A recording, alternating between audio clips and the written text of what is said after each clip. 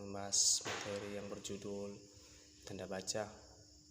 Jadi kita akan merangkum semua itu dan mempresentasikannya mulai dari pengertian, penggunaan, dan macam-macam tanda baca. Sebelum itu, perkenalkan, nama saya Octavianus Siga.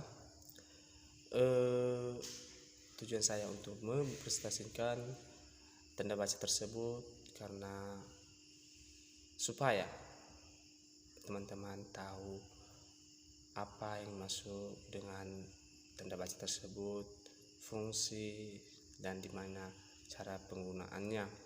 Jadi sebelum itu, jika saya ada kekurangan, dan saya tahu juga pasti ada kekurangan dalam mempresentasikan materi tanda baca tersebut.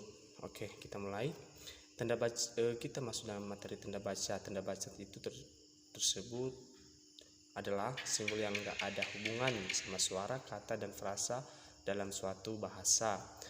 Tanda baca itu sendiri berperan menunjukkan sebuah struktur, tulisan, intonasi, dan jeda pada saat pembacaan. Jadi macam-macam tanda baca ini yaitu tanda titik, titik koma, tanda koma, tanda seru, tanda tanya, tanda titik dua, dan lain sebagainya. Saya nanti akan mempresentasikan satu-satu dalam penggunaan tanda baca, fungsi, dan penggunaannya. Oke, kita masuk pada penggunaan tanda baca titik. Jadi dalam penggunaan tanda baca titik ini digunakan pada penanda akhir kalimat, tanda penulisan bagan ikhtisar dan daftar, pemisah angka pada penanda waktu di jam, menit, dan detik, dan menunjukkan jangka waktu, memperjelas jumlah, peran dalam penulisan referensi. Dan juga tanda titik ini tidak boleh digunakan pada akhir judul dan tidak boleh digunakan pada kepala surat. Dan itu aja dalam penggunaannya. Contohnya kita ambil salah satu contohnya pada penanda akhir kalimat. Itu ayah baru saja berangkat ke Yogyakarta. Jadi penggunaan tanda titik itu pada kalimat tersebut. Jadi intonasinya sampai di situ aja, nggak ada penerusannya. Jadi kita masuk ke bagian kedua, yaitu tanda koma. Jadi tanda koma ini sering digunakan pada tengah-tengah kalimat. Nah, tanda koma biasanya dipakai dalam suatu perincian ataupun penyebutan bilangan. Untuk penempatannya ada di belakang kata yang mengikutinya. Jadi dan dua itu perbandingan kalimat. Jadi tanda koma berperan sebagai membentuk sebuah kalimat perbandingan. Tanda ini dipakai memisahkan kalimat yang setara yang didahului kata yang menunjukkan perbandingan seperti tapi, namun, dan melainkan. Seperti contohnya, wahana wisata itu sungguh menyenangkan namun cukup berbahaya bagi anak-anak. Jadi tanda koma itu digunakan pada kalimat menyenangkan, kan karena tadi kan kalimat kayak gini, wahana wisata itu sungguh menyenangkan, namun cukup berbahaya bagi anak-anak. Itu contohnya. Jadi bagian 3 ini memisahkan anak kalimat dengan induk kalimat. Keempatnya pemisah artikel atau partikel. Kelima, kata penghubung antar kalimat. Keenam, identitas yang ditulis berurutan. Dan ketujuh, memisahkan petikan langsung. 8, catatan kaki. 9, penulisan daftar pustaka. Dan 10 itu penulisan bilangan. 11, penulisan gelar. 12, kalimat bertingkat. Ke-13, menghindari salah baca. Dan ke-14, tidak digunakan untuk memisahkan petikan langsung. Itu aja sih bagian penggunaan pada kalimat-kalimat di dalam teks. Jadi tanda baca selanjutnya yaitu tanda baca seru. Ini tanda baca seru ini digunakan pada kalimat perintah. Jadi kita menggunakannya pada saat ada kalimat perintah dan penggunaannya tersebut pada kalimat perintah menunjukkan ekspresi terkejut atau kaget. Itu aja, cuma 2 penggunaannya dalam tanda baca seru tersebut. Dan selanjutnya penggunaan tanda baca tanya. Jadi kita menggunakan tanda baca tanya ini pada saat kita bertanya. Seperti pada 1 itu menanyakan sesuatu, 2 digunakan dalam tanda kurung, dan itu cuman 2 dalam penggunaannya tersebut. Contohnya yaitu dalam menanyakan sesuatu, kapan Gulman pergi ke Bandung. Jadi kita menggunakan pada akhir kalimat saat bertanya. Dan kedua itu digunakan pada tanda kurung. Jadi tanda tanya bisa diletakkan di dalam tanda kurung untuk menyatakan bagian dari sebuah kalimat yang masih kurang dapat dibuktikan keabsahannya.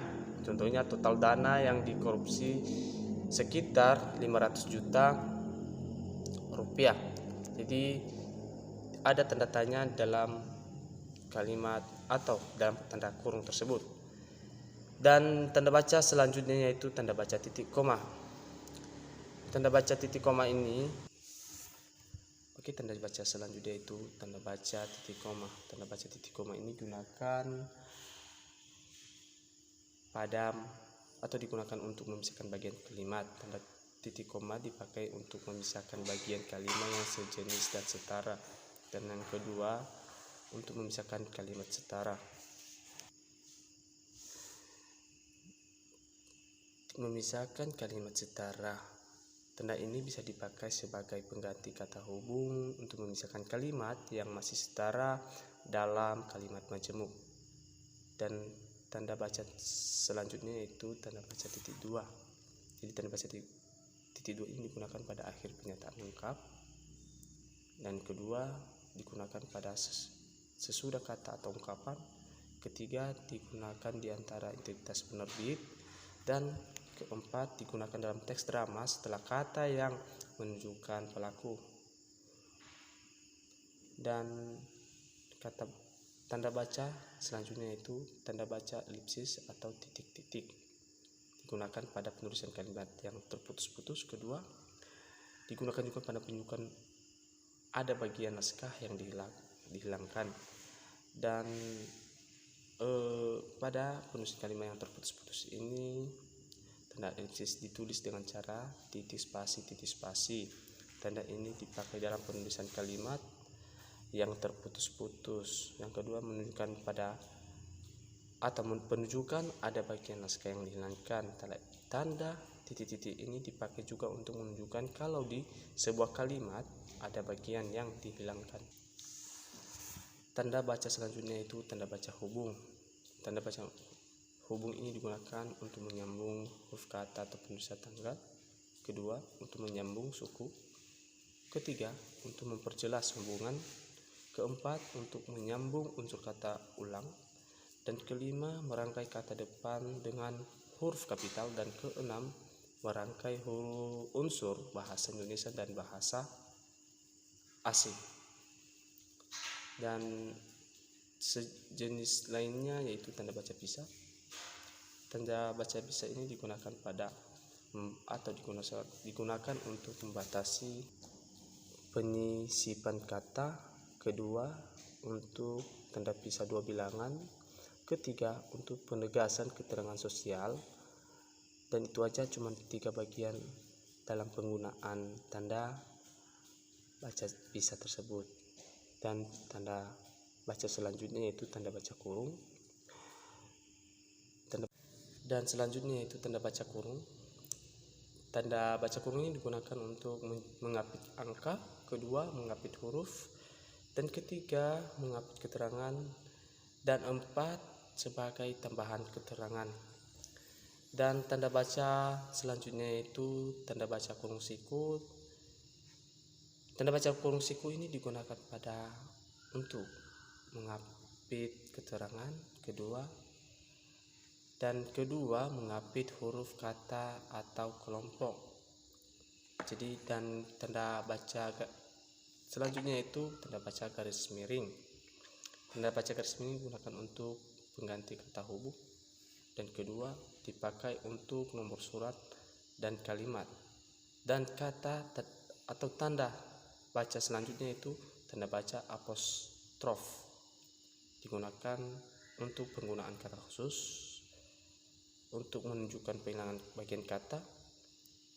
Cuman 2 macam aja untuk penggunaannya. Dan tanda baca selanjutnya itu tanda baca petik. Tanda baca petik ini digunakan untuk petikan langsung, kedua untuk menutup kalimat, ketiga untuk mengapit istilah ilmiah, 4 untuk mengapit judul. Dan tanda baca selanjutnya yaitu tanda baca petik tunggal. Tanda baca petik tunggal ini digunakan untuk mengapit makna, 2 untuk mengapit petikan dalam petikan lain. Dan itu aja beberapa tanda baca yang saya rangkum. Ya walaupun nggak semua jelas, tapi nanti referensinya bisa diambil di https://pubreads.io nanti. Jadi demikianlah presentasi saya untuk malam ini untuk materi tanda baca.